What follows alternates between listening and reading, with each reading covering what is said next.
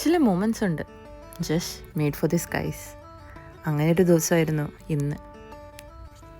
ഈ കഴിഞ്ഞ മാസം ഞാനൊരു എക്സൈറ്റിംഗ് അഡ്വഞ്ചറിന് പോയി.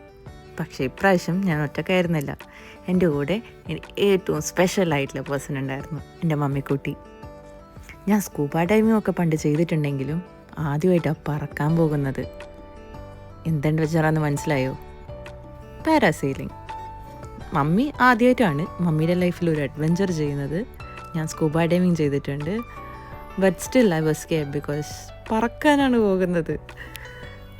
ഞാൻ മമ്മിയുടെ കൈയും പിടിച്ച് പറക്കാൻ പോയി.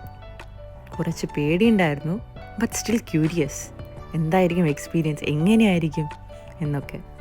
അഡ്വഞ്ചേഴ്സ് എപ്പോഴും ഫണ്ണാണ്, but when it is with your most favourite person it becomes unforgettable.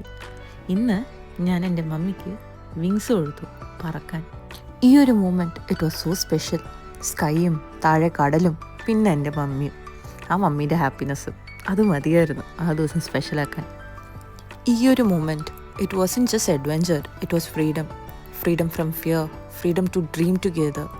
ഈ ഒരു journey will always be my core memory because sometimes the most beautiful heights are reach when we fly together എന്നാണല്ലോ. അതുകൊണ്ട് തന്നെ മമ്മിയുടെ കൂടെയുള്ള ഒരു moment it was way too special.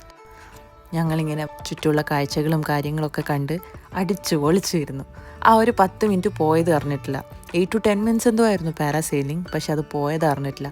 Dubai sky ലൈനും കണ്ട് ആ ഒരു height it was actually amazing. നിങ്ങൾക്കൊരു ചാൻസ് കിട്ടുവാണെങ്കിൽ എന്തായാലും ട്രൈ ചെയ്യേണ്ട ഒരു സാധനമായത്.